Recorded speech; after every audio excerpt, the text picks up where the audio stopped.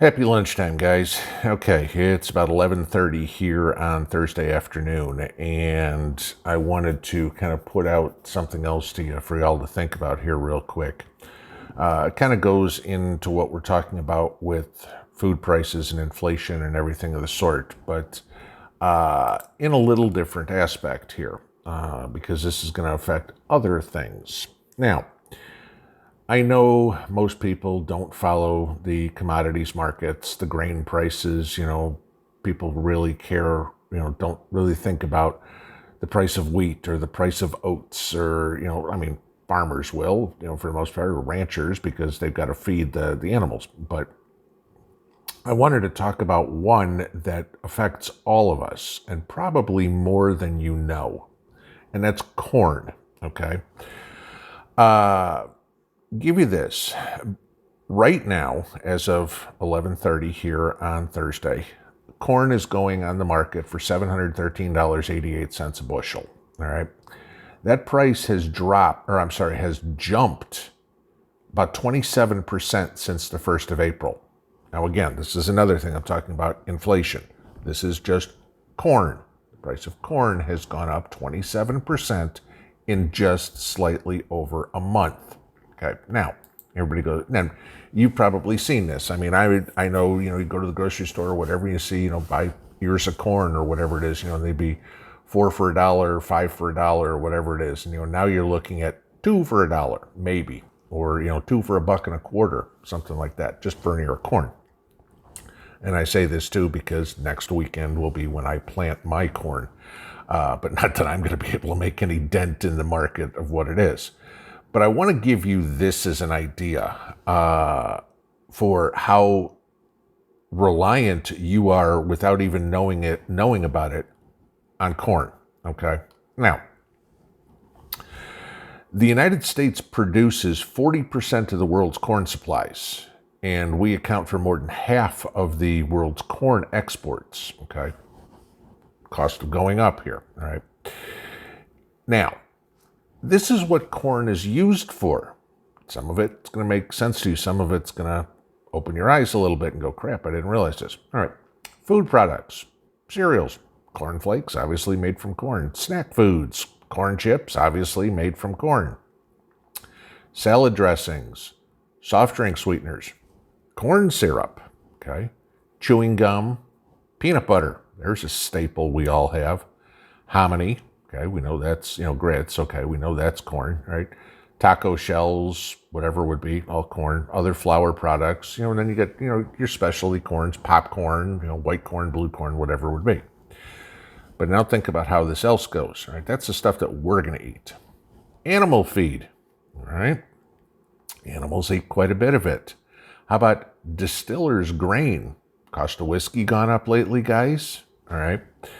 Industrial products. Oh, I don't know. Corn is used to make soap, paint, corks, linoleum, nail polish, scotch tape, glue, rubber substitutes, drywall, dry cell batteries. There's one we use. Textile finishings, cosmetic powders, your blush or whatever, ladies. Candles, dyes, pharmaceuticals, lubricants, insulation, wallpaper. How about all those? And then again, like I said, fermentation products or anything like that, price of whiskey going up. But think of other ones. Industrial alcohols, solvents and things like that you're using. Ethanol.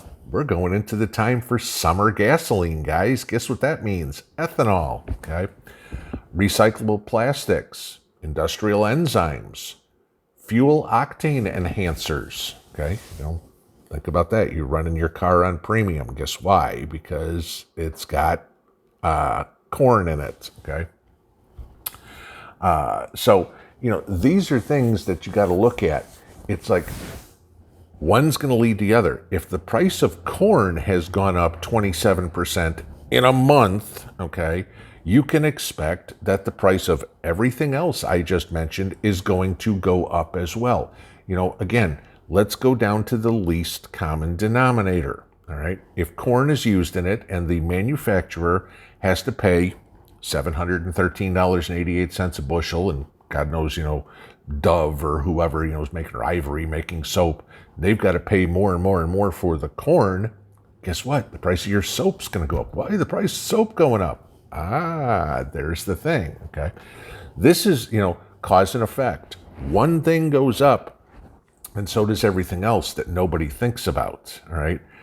We're hearing about a gas shortage. Well, okay, why did the price of things go up? Because you have shortages, okay? We're putting ethanol in fuel.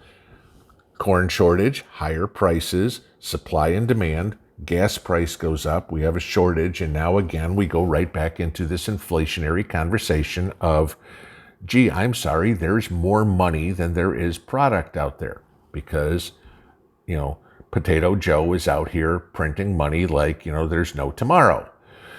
So, keep an eye on other prices, all right? And I'll give you one other one here. If you've noticed over the past couple of days, one of my favorite topics to talk about all the time is, of course, silver. And if I pull it up right now, and silver is continuing to climb today. It is at $27.56 as we are talking right now, up $1.04 an ounce today. What I tell you, okay, I'm still saying this. If you would have bought it $24.25, premiums aside, okay, that's spot price, okay, $24.25, where I was telling everybody, this is where you want to buy it. We didn't go lower. That was support. I'm still telling you, you're going to see 35 to 38 silver by the end of the year. What's going on now is apparently there is a squeeze going on, and not the Reddit raiders or anything like that. But there is a congressional hearing on the 26th of the month looking into price rigging of silver by the big 8 commercial banks, that control COMEX, which is where, your big silver authority here, if you will. So, again, paper silver, physical silver. If you have a whole bunch of people starting to say, I want my physical silver, and I told you that the banks they'll have 1 ounce of silver and they'll sell it 5 to 10 times, figuring, okay, you've got the paper on it. If all these people start calling in their silver, taking physical delivery, the banks can't do it. This is going to cause the price of silver to go up. And I mean, seeing, we went from 25 last week. We're down in the 25s. We've gone up $2 on silver so far this week. All right. That's nearly, 8 or 9% move in silver in a week. This is your inflation hedge, guys. Okay. Get what you can. If you can buy, I'd still buy silver here at $27.55. Again, like I'm saying, I still figure you got 30% more upside this year. I would still go after it. And, who knows if you get the Robert Kiyosaki's and everybody who are saying that silver is going to go to $200 an ounce or whatever it is, I don't think you want to be looking back at a video 6 months from now going, yeah, well, he told me to buy it at 24 and I didn't. He told me to buy it at 27 and I didn't. And now it's at 38. What do I do? Okay. Or you want to be looking back 3 years from now and go, now it's at 100. What do I do? Okay. Get it while you can. It ain't as cheap as it used to be, but nothing else is. Sure, we'd all love to get in a time machine and go back to 1979, 1980 and buy gas for 99 cents a gallon. We're not getting it, So look at it this way, guys. These are the things that are affecting you. Commodities prices is extremely boring to pay attention to, but extremely important for you to know because it's a leading indicator, okay, to use a term. Corn prices are going to tell you what's going to happen to all the products that are made from corn. So as corn prices go up, you can watch the price of everything else go up. I'm just telling you guys, pay attention to this. This is what's going on. Have a good afternoon. If something else comes out, I'll be back. See y'all. Pinball out.